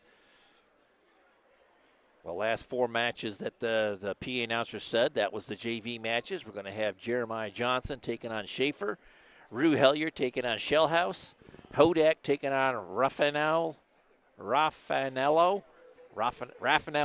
Yeah. It'll come out eventually. Yeah, it'll get there. And Porter taking on Soltis. As the officials just going over the captains in the front of the middle of the ring there for the proverbial flip of the green and red coin, which I think has no merit in wrestling whatsoever, but I guess that just shows my ignorance of it, I guess. Fun tradition. You got who you got to send out. I could see if you had 2 or 3 guys at certain weight classes that you wanted to work around, but most of the time you're just lucky to have a full roster. So ready to get things going here. Varsity action.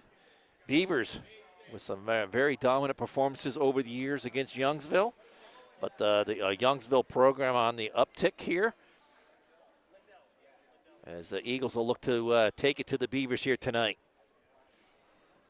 And one thing I noticed during announcing lineups, it sounded like Youngsville had an extra forfeit than we did. They got 2, 107 and 114. Yeah, I think they said one for one of the 130 or for 130. Did he? I think so. Yeah. I didn't hear that. Yeah, for 133, I think he said forfeit.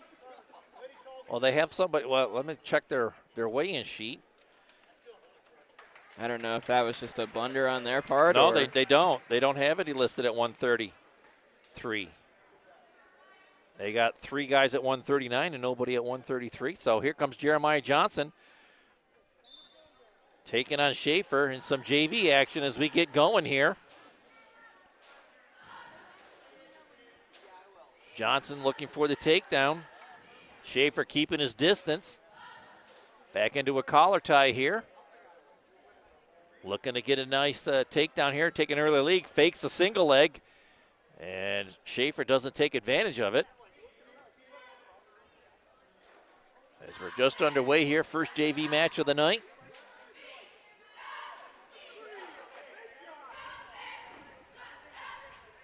Johnson in on a double leg. I'd maybe switch that to a single, but he's going to stay with it and get the, he's still on a single. Close to the out of bounds. He'll pick him up, set him down, and get the 3-point takedown. Johnson out in front. That was good work to keep the foot in so they didn't go out. And they get whistled for out of bounds. So back to the middle. As Johnson will be on top. Schaefer on the bottom. As we get going here. Minute to go in the first period. Johnson with a very tight gut. Will rack him, roll him up. And rolls all the way through. Staying off of his back. 50 seconds to go in the first here. Working with that snow plow. And he'll go try to get to a reverse half, but that arm got punched through. As Schaefer able to stay belly down here. 40 seconds to go in the first. Johnson with an arm bar worked in. Wrist control on the far side. As he'll look to chin him back here. 30 seconds to go.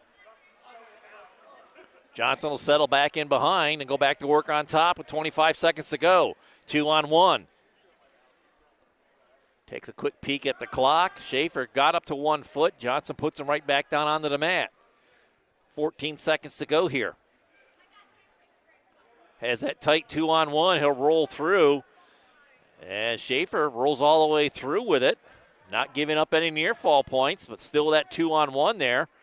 That's how the first period is going to come to a close with Johnson out in front 3-0. Johnson defers to the third. Schaefer has choice. He's going to take bottom.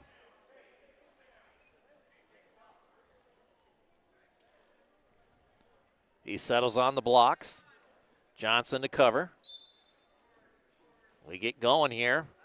Tilted all the way through with a roll through. Gets out front. Schaefer looking to get a relevant church reversal. And it's a 3-2 match. Johnson got to work up from the bottom now. Gets up to his feet. Captures a leg. And he'll score a relevant church reversal to make it 5-2.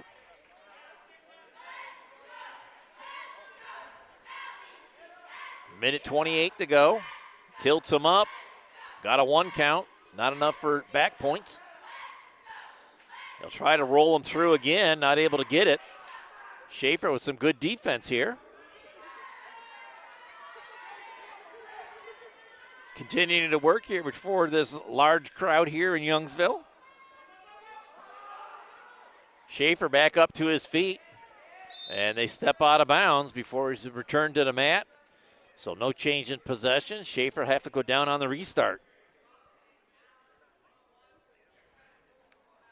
Johnson staying right with him. Not giving up the escape. Although he did give up a relevant church reversal back in the first period. Gets the hips planted onto the mat. He'll capture an arm. 50 seconds to go here in the second. Has a half worked in. And he'll slowly put him to his back, and there's a Bracken Funeral Home pin. 45 seconds to go in the second.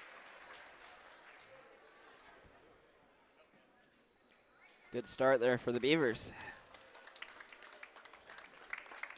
And I'll get the Beavers on the scoreboard in this JV match. 6-0. Moving on to the next batch. It's going to be Hellier against Shell House.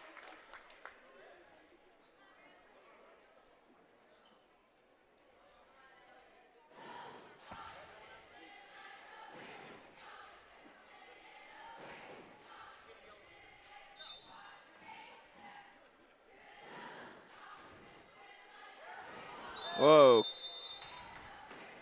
Back in the WWE, Dewey. Another quick rough slam to the mat. Is going to result, I would think, in a point for Shell House.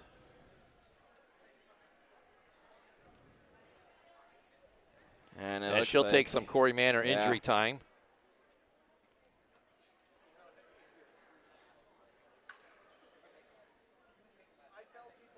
I didn't see the official give her any points for that, but I wouldn't be surprised. He's over at the scores table right now. He might give her a point for that rough, and he does. He does give her a 1 point for an excessive roughing in this first period. No change in position, but a 1-0 lead for Shell House. Yeah, I got to be careful there. I know you're excited to get into it, but you can't play too rough now. Right back into it, right into a collar tie. As Rue goes to work, does a good shrug by, gets in behind. He'll take a 3-point takedown and a 3-1 lead.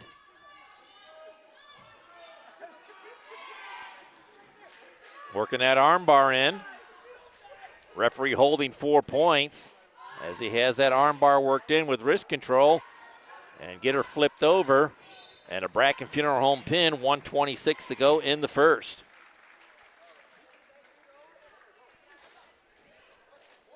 And the Beavers taking no time off the clock to get a 12-0 lead here. As we move up to the third match of the night, JV match.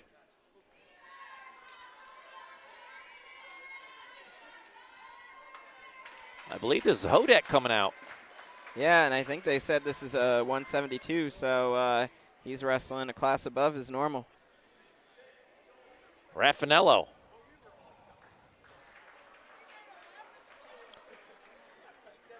That ain't Cooper. That's Porter. And this is Soltis. All right, we had the wrong match. Just as I had it all up on the screen.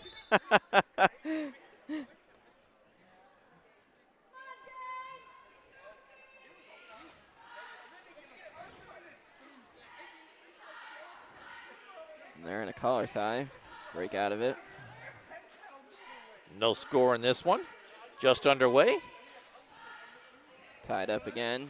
Looks like Cooper's in the wing there getting ready for the next match. Soltis in on a single leg. Porter looking to dump it as he sprawls hard, trying to get those arms off of his leg. Soltis staying with it, but Porter able to break free. He'll work to a head and arm. And Soltis right back on a single leg. He'll get the 3-point takedown. Good work there by Soltis. Yeah, kept fighting all the way through and got rewarded with a nice takedown there. Porter back up to his feet. A minute to go here in the first. He'll get the 1-point escape. It's 3-1.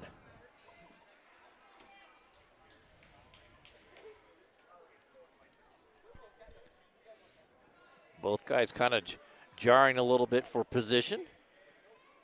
Trying to think through this first period.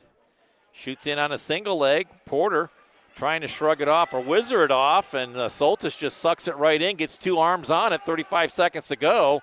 As Porter comes back with an arm bar, he'll get the 3-point takedown, bundle the other arm together, and try to, yes, he is getting near fall points. 22 seconds to go. Porter sucking it in good and tight and gets the Bracken Funeral Home pin with 15 seconds to go in the first. 3 matches, 3 quick pins. 3 first period pins. Right. Relatively quick pins. Now we'll get to Hodak versus Raffanello.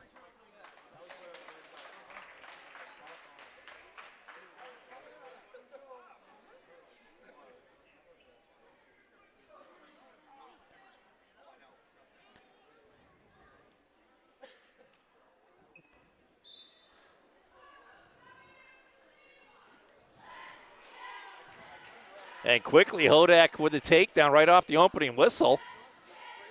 I didn't even get a chance to put the name up on the scoreboard, and he's got a takedown already. Arm bar, wrist control, getting him rolled over. Raffanello doing a good job of bridging. He's going to give up 4 near fall points. I can't believe he counted out that quick, but it's a 7-0 lead for Hodak. And he's back up to his feet. He pushes him away. It's 7-1. Right back to it. Good duck under there for Hodak. Gets a 3-point takedown. Makes it 10-1, make it 10-2. He gave up the escape, and he gets another takedown and make it 13-2. Make it 13-3 with another escape given up. Making you work hard here. I can't even keep the scoreboard up to speed here. I do finally have it up 13-3. Raffanello in on a leg. Hodak flips him over out of bounds, but he stays inbounds. Down to 50 seconds to go here in the first period. Cooper looking for a couple more takedowns. Another duck under. Gets another 3-point takedown to make it 16-3. He'll cut him loose at 16-4. One more, and it's tech fall.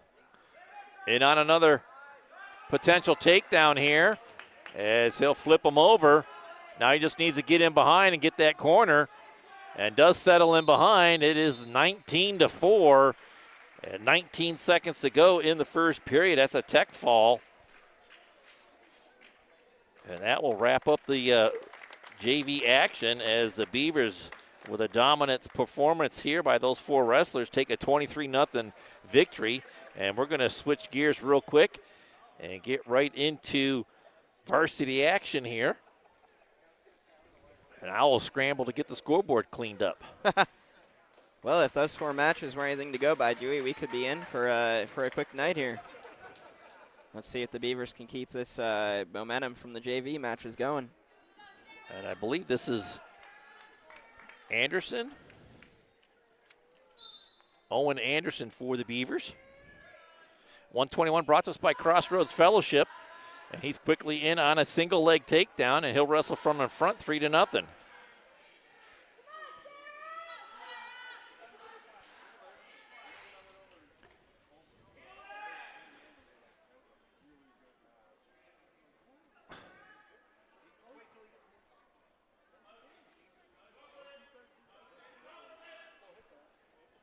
Anderson working on top.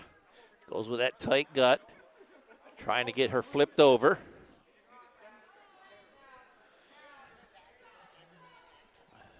Got an arm bar with wrist control. Trying to scoot her over. Gets her flipped. Blows her. A referee holding. Look like 4 near fall, yeah. A minute to go here in the first, and that is the time of the pin. Bracken Funeral Home pin at 1:01 of the first period. And the Beavers on the scoreboard, and they get bonus points.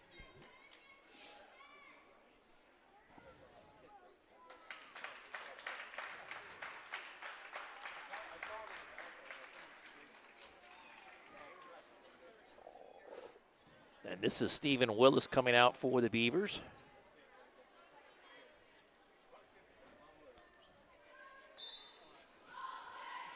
As we get underway, quick takedown by Willis. And this could be a quick one, Dewey. He's already on his back. Got the arm bar worked in, stays with good control, makes it 7-0. As he gets back up to his feet, Willis does.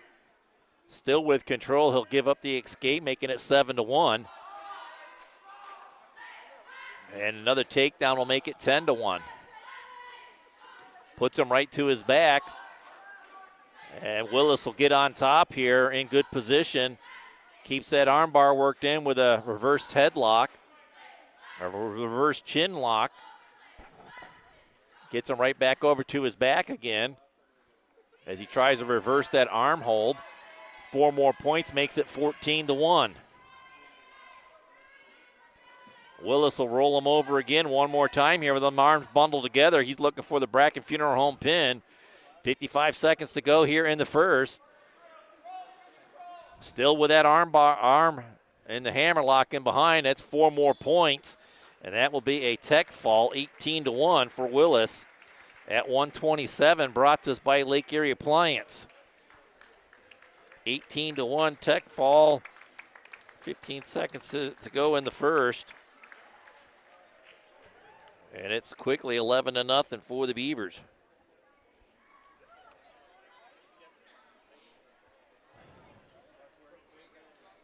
And we'll get up to weight class 133. That's Marcus Meredith.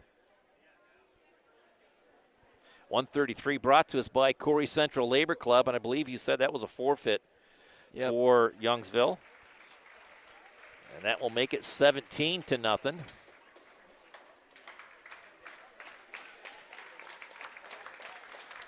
And that will push us up to 139, Corry Community Foundation. And I believe this is Bale coming out for the Beavers.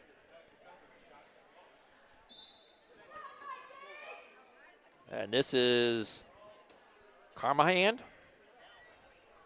Sure. Camahan. Camahan, that sounds better. Camahan. Maybe I can get the scoreboard updated before this match gets over. Yeah. What about that? Yeah, right now they're out. There's a shot. Bale in on a single leg. Looking to finish it. And he does get the three-point takedown. And he puts him right to his back. And I'm not even going to bother. That is tight with 1:23 to go here in the first. And it's a 1:20 mark of the first period. It's another Bracken Funeral Home pin for the Beavers. And it is quickly 23-0. You thought you were going to have some time to update Beavers that score. have 11 bonus points already, Jack. And we're up to 145, brought to us by Ross Becker Insurance Group. It'll be Allen coming out for the Beavers. I'm going to be bound and determined to get this done.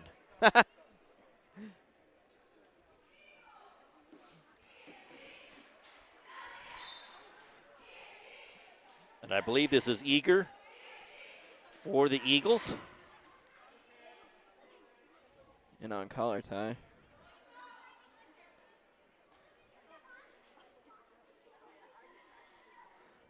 And Will gets behind him. That's a takedown. Trying to get him over to his back. Well, I did have it just before the takedown. Works a leg in. Gets him flattened out onto the mat as Will goes to work on top here.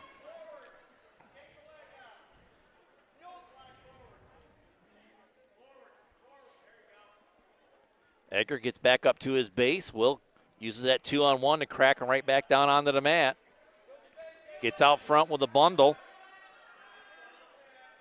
Looking to step through the legs. Not able to do so. He'll go with the near side cradle instead.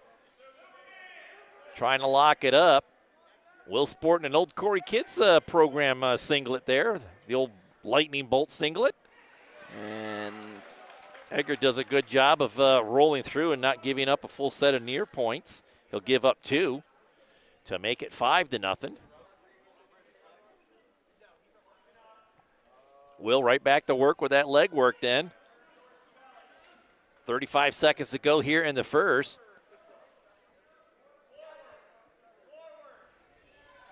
And 4 more near fall points awarded. Makes it 9-0. Major decision on the board now. As Will goes right back to work with another tilt here. And another 4 points will be awarded, making it 13-0. just like that, we're right back in tech fall land. 10 seconds to go here.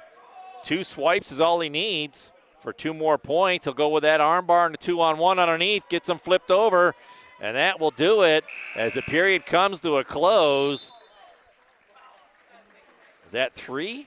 I believe so. I counted 3 swipes. Well, I just meant that was a tech fall at the end of the first. We're going to call it 16-0. That's what the scoreboard's got. Yep, 16-0. So back-to-back tech falls there. And the first match tonight to make it the full length of the period. Yes. Now we have Proper out here at 152. 152 brought to us by Kearney and Ruth. And I believe he's going to have Ken the Shellhouse for the Eagles. Proper in on a single, switches to a double. He'll get the 3-point takedown.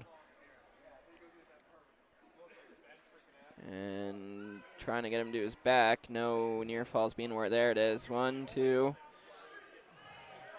And that's 4. That'll be 4 near fall points when it gets awarded. It'll make it 7-0. And Proper still working on top here. Minute 25 to go in the first period. Very tight gut as they'll look to stack them up just with that. I can't tell if he has a 2-on-1 underneath there or not, but the official holding 2 more near fall points. Already with a 7-0 lead, make it 9. And Proper's not done, still has a whole minute to work with here. Goes right back to work with that tight gut. Shellhouse trying to fight it off with wrist control. I think Proper did most of those back points the last set with just a tight gut. Yeah. Looking for a crossface now out front as he'll bundle it together, work a leg in. Power half on the far side. 40 seconds to go here in the first. Proper looking to duck him under or tuck that head under. Shellhouse does a good job of staying flat and not giving up any near fall points. Under 30 seconds to go here in the first. It's been all Beavers in this first 4 or 5 matches here, Jack. Yeah. And Proper's got him tilted over again. Shellhouse fights off, only gives up 3 near fall points. Makes it 12-0. And again, Proper has him tilted over. 4 more near fall points will make it 16-0. Another tech fall at the end of the first period. Second one today. Identical scores there. And the first 6 matches have all gone in Corry's favor, and all with bonus points. And with 2 more forfeits looming, I think the door is shut, Dewey. Well, it'll be Albers coming out here for the Beavers at 160. 160 brought to us by K&E Surveyors.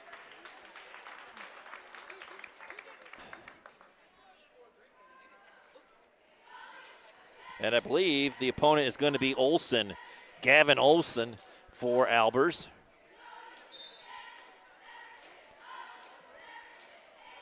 As I'm valiantly trying to get this scoreboard updated before the match gets over.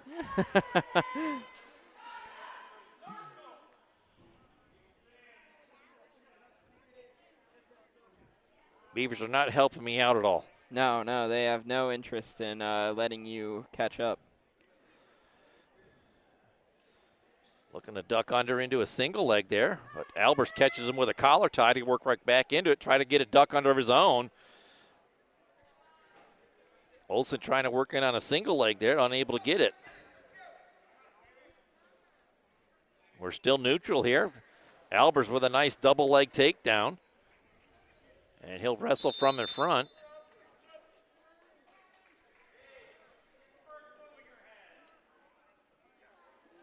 And I just was informed that Youngsville already had their senior night last week. All right, then. So we're not part of senior night tonight. Albers will cover with 1:10 to go here in the first. And he'll get him tilted over with that tight gut. Referee holding 4. So Albers will take a 7-0 lead, and he'll tilt them right back over again. More near fall being counted off. 50 seconds to go here in the first. Another 4 set of near fall points makes it 11-0. 40 seconds to go. Albers has a chance to roll him over again one more time. And not yet. Olsen able to roll all the way through. Again, rolls all the way through as Albers has that tight 2-on-1. And it goes over a little bit slower this time with a little more control. And he'll get the tech fall. It'll be a 15-0. 20 seconds to go here in the first. It's become a parade of tech falls here, Dewey.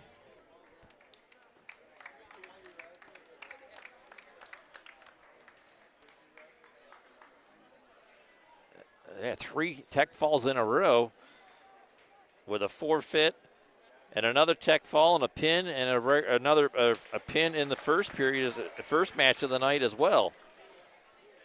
172. This is Savitz coming out. 172 brought to you by Corry Custom Machine. And I think this is Carson Brandstrom, as Mason's in on a three-point takedown and gives up the escape. And do I even bother with the scoreboard? Probably not. Mason right back at it again here as they go out of bounds. The scoreboard says 3-1 here. The Corry Federal Credit Union scoreboard inside the gym. And 6-1, 6-2, I think. No.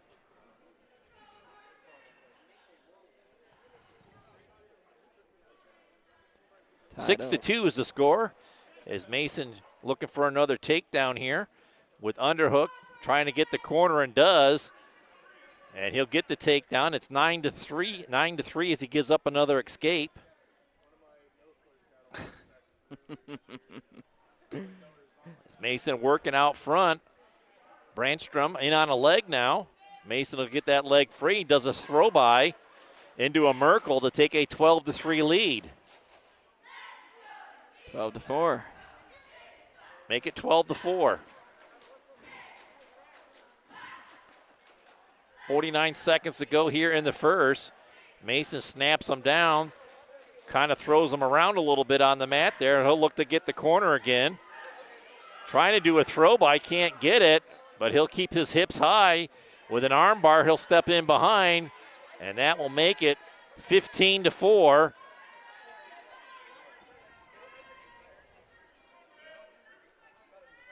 Back to neutral, so another escape given up or awarded, makes it 15-5.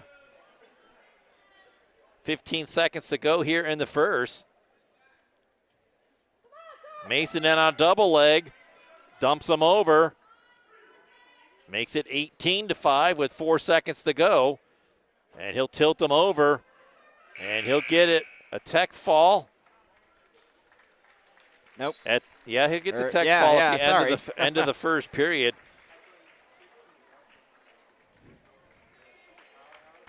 And that was 20-5. And our third tech fall to happen right at the period's end. Fourth at the very end of the period. And the Beavers with a commanding 43-0 lead. As we get up to 189, brought to us by Knapp's Butcher Block. And this is going to be Nickerson. And he'll take on Spinks, I believe. Landon Nickerson. Jack, I'm going to let you, let you take the call on this as I try to get it going, but Nickerson with a takedown. Trying to get him over his back. Got out of it, looking to stand up. Can't get there. Nickerson continuing to work from on top. He's going to cut him loose, makes it 3-1. Again, Nickerson heavy on that head as Spinks gets in on a leg, got 2 arms on it. Landon peels it off. He'll work with that head and arm on the near side. Trying to get around. And he's just going to put him right over to his back here with that reverse headlock, reverse Nelson with wrist control and 4 near fall points. And he's going to cut him loose. It's going to be 10-2 with 55 seconds to go here in the first. Nickerson with another 3-point takedown. I can't keep up with these guys. Here comes more. The score constantly changing here. I think he just got 2 more. It's 16-2, so one more near fall point will do it. That'll be 18-2 at 32 seconds to go of the first period.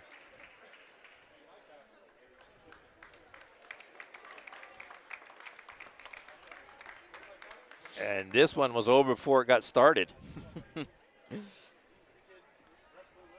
Yeah, we've only got 2 more matches here already, do we?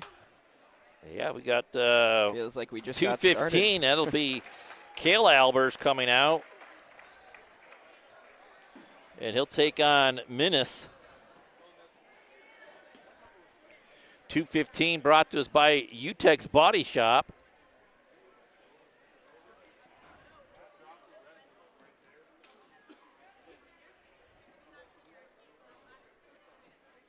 I did it. I got it up before they got going. Albers quickly works underneath the arms, and he'll duck under ever so slowly. He'll drop down to a single leg, make it a double. He'll get the takedown, trying to keep Minnis down on the mat, and does. And he'll look to put him over to his back quickly here as he has a 3-0 lead.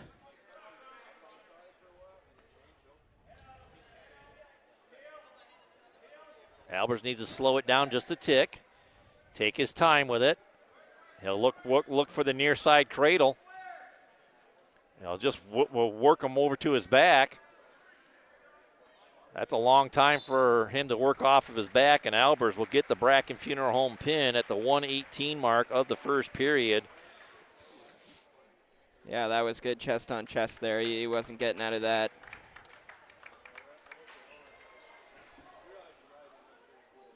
And lastly for the Beavers coming out is going to be Nickerson, Owen Nickerson. He'll be taking on Graham Minnis. At 285, brought to us by the Fork and Barrel Library Bar and Grill.